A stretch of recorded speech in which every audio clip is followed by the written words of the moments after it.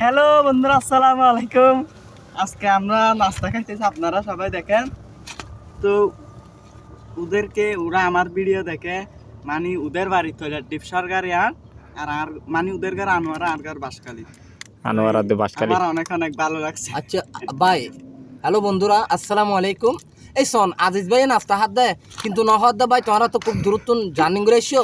একটা নাস্তা তুই হ, অথচ শোন ভাই কেন পেন করে ফেলার আজিজ ভাই হাত দিম তো আর বল টুর দিম দে। ও ভাই আর বল ই হাই ইন হাইবে না আর বল টুর হবে তো সব ভাই। ও জীবন লাভ কি দেন ওই ফানেরি ভাই রে ভাই।